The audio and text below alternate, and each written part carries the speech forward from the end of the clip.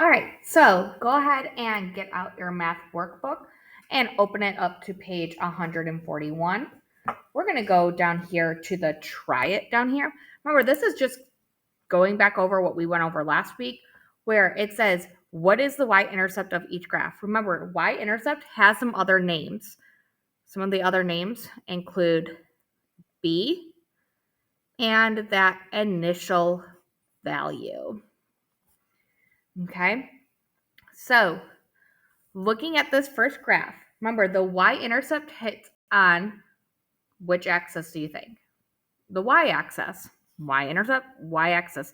So you can see right here where it hits on the y-axis, that's your vertical line, the line that goes up and down. Then it hits right there at 2. So we could say that the y-intercept is 2. Okay, so if I said, okay, well, what's that order pair? Well, the order pair would be that the x is at 0 because it's not shifted right or left. It's right on the axis line, and then 2.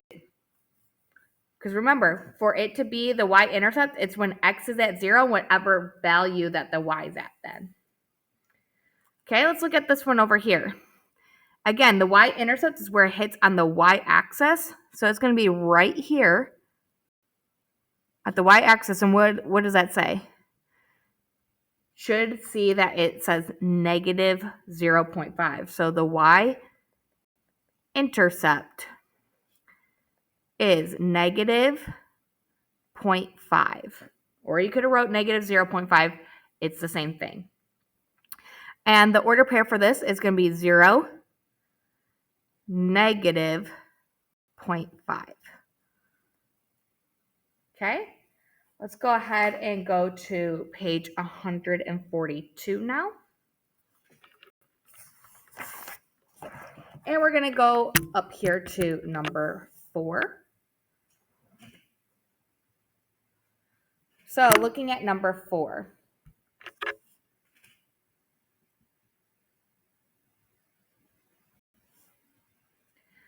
Says, what is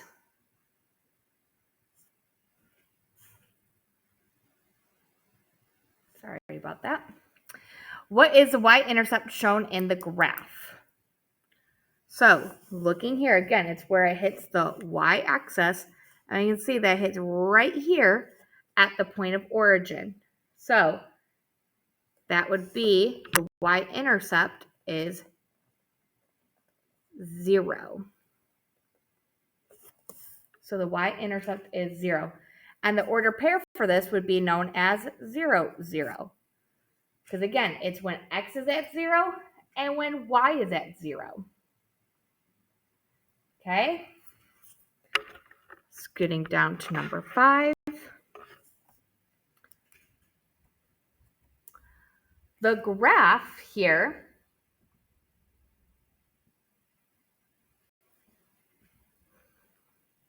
okay, so the graph shows the relationship between the remaining time of a movie and the amount of time since Kelly hit play. What is the y-intercept of the graph and what does it represent? Well, this is where I want you to start paying attention to what your x-axis and what your y-axis is saying. So the x-axis is timed watch, and then the y-axis is representing time remaining. Okay? So first thing they want us to find is the y-intercept. Okay, so notice, what is our graph actually going by? We have to pay attention. It went 0, line, then 0.4. Well, that means I have to do 0.4 divided by 2 because there's the 2 lines before it. And so that means that each line is actually 0.2. It's worth 0.2. So let's fill in those missing values because that can make a big difference in what numbers that we say is being represented on our graph here. And then we have our y-axis. Oh, and I notice my y-axis is also going by 0.2.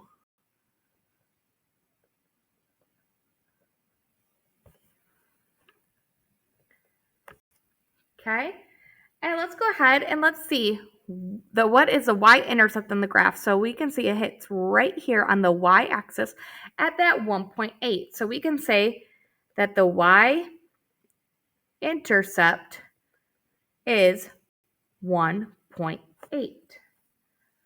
Now, if I just answered this, I wouldn't get it right. I want to get it right because it says, what does it represent? I didn't explain what it is representing. So I can say that based on this graph,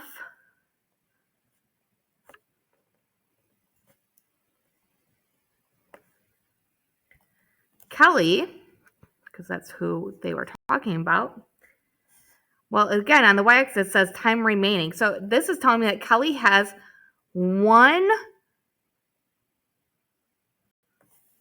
she has 1.8 hours remaining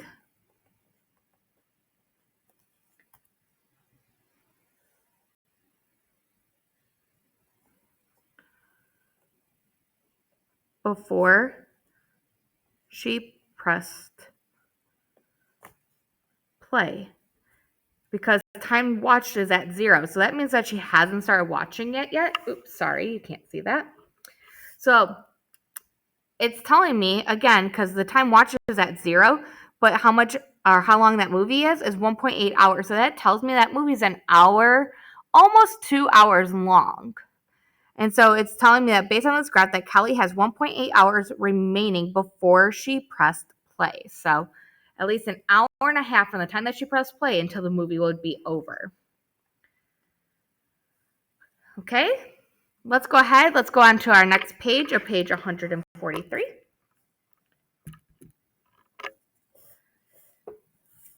And looking at page 143, looking at number 6 here, it says find the y-intercept of the line. And the y-intercept is the point where the graph crosses we know it's crossing the y-axis. Y-intercept, y-axis, they go together. Again, first thing, I'm going to look at my graph. Oh no. I notice that my graph has some missing lines here, or some missing numbers, I should say, because it goes 0, line, then 4. So we got to think, what is this graph going by? Oh, it must be going by 2s, because 0, 2, 4, 6, 8, and that's going to be 10, and that would be 12. Now let's look at our y-axis.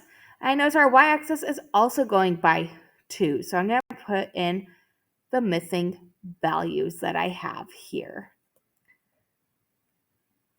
Okay?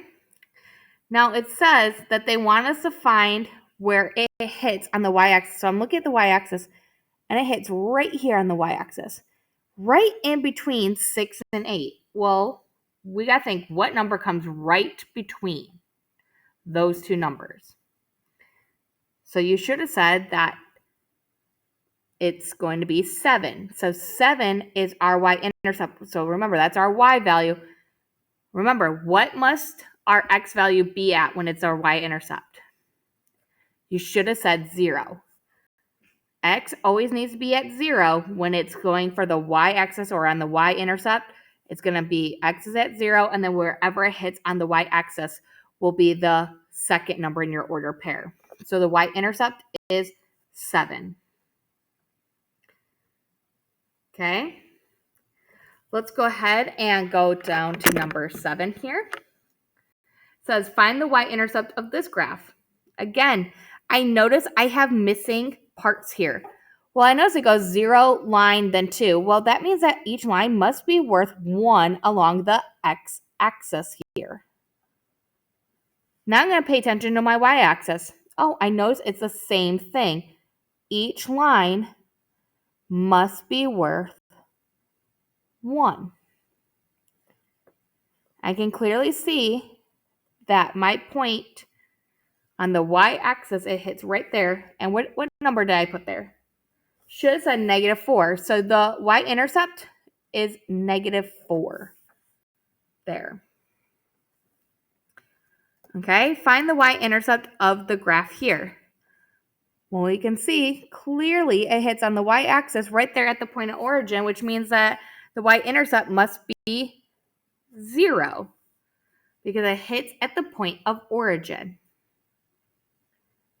Okay.